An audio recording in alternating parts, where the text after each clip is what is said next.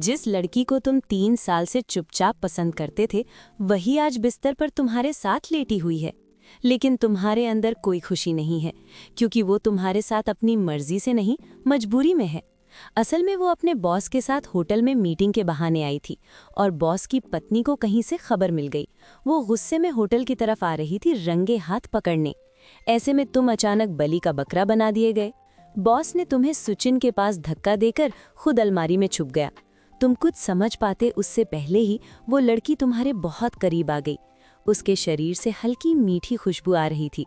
उसने तुम्हारा हाथ पकड़ लिया और कांपती आवाज में बोली, जरा मुझे कस कर पकड़ लो। तुम्हारे दिमाग में जैसे हथौड़ा पड़ा। दिल के अंदर एक अजीब सी कसक हुई। सोचा, काश ये सब सच होता। लेकिन तुम तो बस एक गरीब ड्राइवर हो। तुम्हें 3 साल पहले का दिन याद आया, जब वो पहली बार ऑफिस आई थी। पूरा ऑफिस जैसे रुक गया था। तुम कार साफ कर रहे थे और उसे देखते ही दिल हार बैठे थे। तभी अचानक दरवाजा जोर से खुला। बॉस की पत्नी येलान अंदर आई। पीछे 2 लंबे चौड़े बॉडीगार्ड खड़े थे। उसका अंदाज किसी रानी से कम नहीं था। वो कमरे को घूर कर देखने लगी। सुचिन तुरंत बोली, हम दोनों डेट पर हैं। येलान सोफे पर बैठ गई और बोली, अच्छा तो जारी रखो। मुझे ऐसे समझो जैसे मैं यहाँ हूँ ही नहीं। तुम्हारे माथे पर पसीना आ गया। इतनी खतरनाक और चालाक औरत, जरा सी गलती और सब खत्म। सुचिन समझ गई कि अगर नाटक असली जैसा नहीं लगा तो सब पकड़े जाएंगे, इसलिए उसने पूरी जान लगा दी। 2 घंटे बाद येलान उठी। उसने सब कुछ ध्यान से देखा था। अब उसे यकीन हो गया था कि ये सब असली है। वो जाते जाते मुस्कुराई और चली गई। दरवाजा बंद होते ही अलमारी खुली। बॉस गुस्से में बाहर आया। मैंने तुम्हें नाटक करने को कहा था, सच में करने को नहीं। वो तुम पर बरस पड़ा। तुम सर झुकाए खड़े रहे। सुचिन ने तुम्हारा बचाव किया। बोली, अगर हम असली जैसा नहीं करते तो आपकी पत्नी को शक हो जाता। बॉस ने गुस्से में कहा, मैं इसे नौकरी से निकाल दूंगा। सुचिन ने तुरंत रोका, अगर आपने इसे निकाला तो आपकी पत्नी और शक करेगी। बेहतर है ये मेरा नकली बॉयफ्रेंड बनकर रहे, ताकि आगे भी हम कवर कर सकें। बॉस सोच में पड़ गया, आखिरकार मान गया।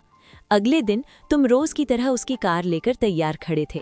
बॉस की आंखों में शक साफ दिख रहा था। वो बार बार पूछता रहा, कल रात कुछ हुआ तो नहीं? तुम बार बार मना करते रहे। तभी सुचिन आई। उसने तुम्हारे लिए गरम गरम बन लाए थे। जब तुमने वो लिया तो दोनों की उंगलियां टकराईं। दिल धड़क उठा। वो बोली, हम बस एक्टिंग कर रहे हैं, ज्यादा मत सोचो। लेकिन तुम्हारे दिल में कुछ और चल रहा था। उसी वक्त बॉस नीचे आ गया। उसने सब देख लिया। गुस्से में लाल हो गया। लेकिन सुचिन तुरंत उसके पास जाकर उसका हाथ पकड़ लिया, मीठी आवाज में कुछ कहा और बॉस शांत हो गया। तुम कार में बैठे उन्हें देखते जाते रहे। दिल भारी हो गया। तुम जानते थे तुम बस एक मोहरा हो। काम खत्म तो कहानी खत्म। ऑफिस में बॉस ने फिर पूछा, सच बताओ वो सोफे पर सोया था? सुचिन बोली, हाँ, और मैं उसे क्यों चाहूंगी? मेरे दिल में तो बस आप हैं। ये सुनकर बॉस खुश हो गया। तभी दरवाजा खुला और अंदर आई येलान। उसकी एंट्री फिर से माहौल बदल देने वाली थी। वो चालाक औरत, आज उसके अंदाज में और भी ठहराव और शाही नजाकत थी। गुयान और सुचिन दोनों एक पल के लिए सन्न रह गए, खासकर गुयान। वो औरत कभी ऑफिस में इतने ग्लैमरस कपड़े पहनकर नहीं आती थी। आज साफ था वो किसी इरादे से आई है। गुयान ने जबरन हल्का सा मुस्कुराते हुए कहा, अरे तुम यहाँ, पत्नी जी? लेकिन अंदर से उसका दिल धड़क रहा था। येलान ने पहले सुचिन की तरफ देखा। होठों पर हल्की मुस्कान थी, लेकिन वो मुस्कान आंखों तक नहीं पहुंची। फिर उसने गुयान की तरफ देखा और बोली, मैं माफी मांगने आई हूँ। गुयान चौंक गया। कल रात जो हुआ वो मेरी गलती थी। मुझे शक नहीं करना चाहिए था और होटल जाकर तमाशा नहीं करना चाहिए था।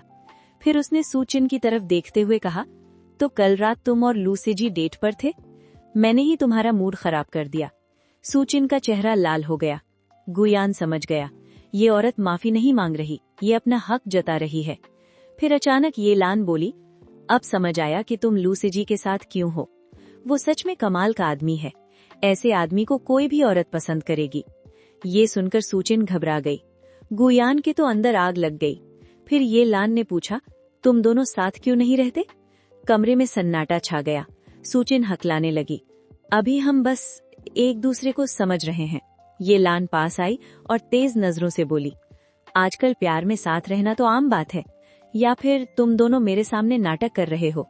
गुयान का चेहरा सफेद पड़ गया। मजबूरी में उसने कहा, नहीं, वो दोनों सीरियस हैं, अगर चाहे तो साथ रह सकते हैं। ये सुनकर सूचिन की आंखें फट गईं। ये लान मुस्कराई, तो तय रहा, आज ही सूचिन लू सिजी के घर शिफ्ट होगी। ये कहकर वो चली गई। ऑफिस में गुयान ने गुस्से में मेज पर मुक्का मारा। ये औरत जानबूझकर मुझे फंसा रही है। सूचिन डरते हुए बोली, तो क्या मुझे सच में उसके घर जाना होगा? गुयान ने गहरी सांस ली। और कोई रास्ता नहीं है, अगर मना किया तो वो और शक करेगी। फिर उसने तुम्हें बुलाया, तुम डरते डरते ऑफिस में बैठे। गुयान ने महंगी सिगरेट का डिब्बा तुम्हारी तरफ बढ़ाया, ले लो। तुम घबरा गए, सर ये बहुत महंगा है। वो बोला, मुझे तुम्हारी मदद चाहिए, सूचिन तुम्हारे घर शिफ्ट होगी। तुम जैसे बिजली गिरने से उछल पड़े। मेरे छोटे से किराए के घर में? वो बोला, बस नाटक है, हद पार मत करना। उसकी आवाज में साफ धमकी थी। तुमने हिम्मत करके कहा, सर मेरा घर बहुत छोटा है। वो बोला, कोई बात नहीं, तुम फर्श पर सो जाना। फिर बोला, हर महीने 1000 रुपए ज्यादा मिलेंगे। तुम्हारा दिल खुश भी था और डर भी रहा था। शाम तक तुमने अपना छोटा सा कमरा साफ किया, पसीना बह गया। सोचा, भले ही गरीब हूं, लेकिन कम से कम साफ सुथरा तो लगे। फिर तुम उसी लेने गए। वो 2 बड़े सूटकेस लेकर खड़ी थी। तुमने सामान उठाया, बहुत भारी था। जब तुम्हारे पुराने मोहल्ले में कार पहुंची, वो चुपचाप आसपास देखती रही। पुरानी दीवारें, खिड़कियों से लटके कपड़े, नीचे ताश खेलते बूढ़े। कुछ कहना चाहती थी, लेकिन चुप रही। कमरे में दाखिल होते ही तुम पसीने से तर थे। वो अंदर आई, धीरे से सामान खोलने लगी। महंगे स्किन केयर प्रोडक्ट, सुंदर कपड़े, महंगी हील्स, सब उस छोटे कमरे में अजीब लग रहे थे। तुम दरवाजे पर खड़े समझ नहीं पा रहे थे क्या बोलो। मैं बाहर सो जाऊंगा, सोफे पर या फर्श पर, तुम बेडरूम में सो जाओ, तुमने हकलाते हुए कहा। वो बस हल्के से बोली, ठीक है, धन्यवाद। आवाज में कोई खास भावना नहीं थी, लेकिन तुम्हें राहत मिली। कम से कम उसने ये नहीं कहा कि यहाँ रहना मुश्किल है। वो मास्क हटाकर बोली, क्योंकि मुझे अपनी सैलरी और लाइफ ठीक लगती है, मैं नौकरी नहीं छोड़ना चाहती। और तुम क्या सोच रहे थे कि मैं तुम्हें पसंद करती हूँ? तुम्हारा चेहरा और लाल हो गया। नहीं, मेरा वो मतलब नहीं था। तुम जल्दी जल्दी बोले, किराया हम बांट लेंगे। वो पास आ गई। उसकी सांस की हल्की खुशबू तुम्हारे कान को छू गई। तुम हल्का सा कांप गए। वो मुस्कुराई, क्या तुम मुझे पालना चाहते हो? तुम झेंप गए। चाहने से क्या होता है, मेरे पास पैसे ही नहीं। वो हंस पड़ी, तुम मेहनत करो, बहुत पैसे कमाओ, फिर आकर मुझे रखना, मैं इंतजार करूंगी। उसकी हंसी से तुम्हारा दिल और उलझ गया। तुम बोले, मैं तो बस गाड़ी चलाना जानता हूँ, ड्राइवर बनकर कौन अमीर हुआ है?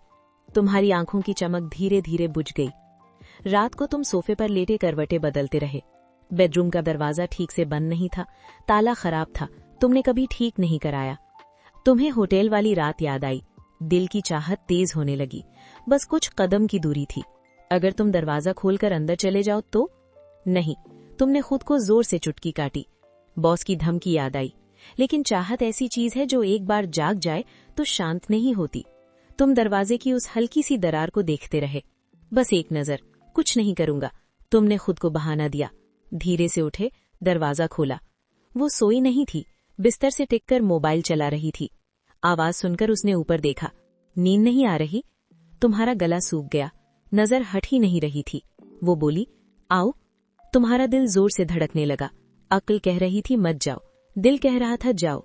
आखिर तुम धीरे धीरे बिस्तर के पास जाकर बैठ गए। वो तुम्हारी तरफ झुकी। क्या तुम मुझे बेड पर सोना चाहते हो? नहीं, मैं तो बस कंबल लेने आया था। वो हल्का सा मुस्कुराई। मैं तो सोच रही थी तुम्हें आज बेड पर सोने दूं, लेकिन अगर नहीं चाहते तो जाओ, फर्श पर सो जाओ। तुम्हारी आंखें चमक उठी। नहीं, मतलब मैं बेड पर सोना चाहता हूँ। वो थोड़ी देर तुम्हें देखती रही, फिर धीमे से बोली, अगर तुम सिर्फ आज की रात चाहते हो तो अभी आ जाओ। उसकी आवाज में नरमी थी, आंखों में हल्की सी चमक। फिर अचानक उसका लहजा बदल गया। लेकिन अगर तुम चाहते हो कि ये साथ कुछ दिन, कुछ महीने या उससे भी ज्यादा चले, तो आज तुम्हें खुद को रोकना होगा। कमरे में सन्नाटा छा गया। तुम्हारे सामने 2 रास्ते थे, एक जल्दबाजी का और एक सब्र का। तुमने उसकी आंखों में देखा। पहली बार समझ आया, ये सिर्फ नाटक नहीं है, ये भरोसे की परीक्षा है।